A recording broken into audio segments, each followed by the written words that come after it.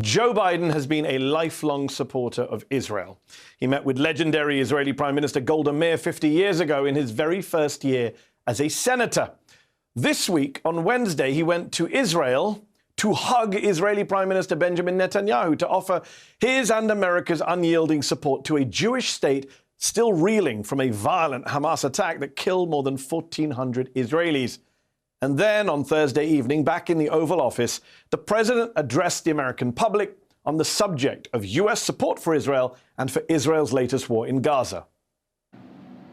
In Israel, we must make sure that they have what they need to protect their people today and always.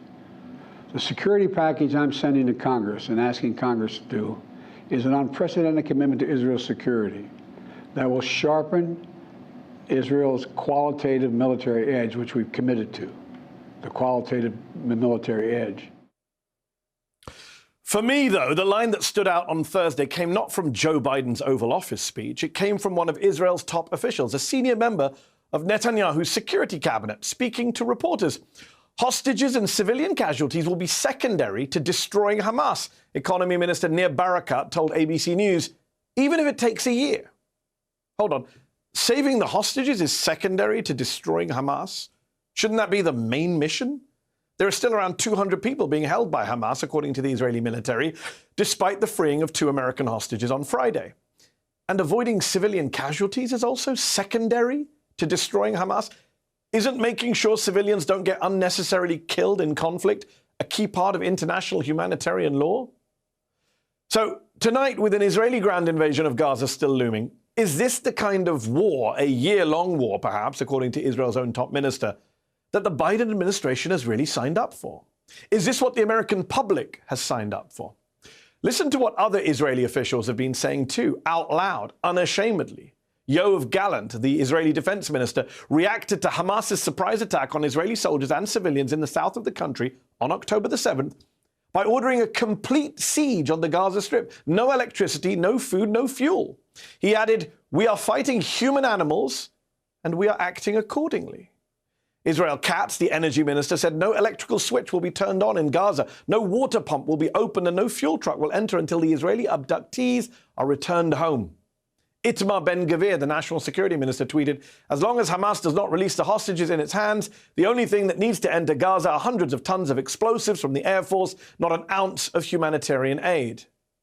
Israeli military spokesman Rear Admiral Daniel Hagari said about Israel's bombing of Gaza, quote, "The emphasis is on damage and not on accuracy." Is the Biden administration okay with all of this? And is the US public on board with unconditionally backing this kind of war and bombing and siege of civilians? I mean, even the president of Israel, Isaac Herzog, a moderate, quote unquote, suggested this week that the innocent civilian population of Gaza, 2.3 million people, half of them children, wasn't so innocent. They could have risen up, he said. They could have fought against Hamas.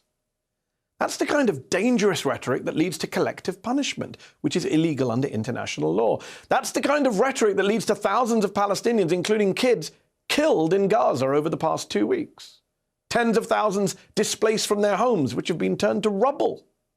Right now in Gaza, the humanitarian situation is so dire that, as the Associated Press reports this weekend, surgeons in Gaza City's overcrowded hospitals are having to use vinegar instead of antiseptic, sewing needles instead of surgical ones. They're having to wrap burn victims in clothes because they run out of bandages. Now, the Biden administration would, of course, argue that it is working to ensure Israel abides by the laws of war and has also made efforts to get humanitarian aid into Gaza, from announcing $100 million in U.S. aid for the occupied West Bank and Gaza to pushing for an opening of Egypt's Rafah crossing with Gaza and getting 20 trucks of aid through on Saturday and 14 trucks today. But come on, 34 trucks of aid in total for over 2 million hungry, ill, wounded, displaced people?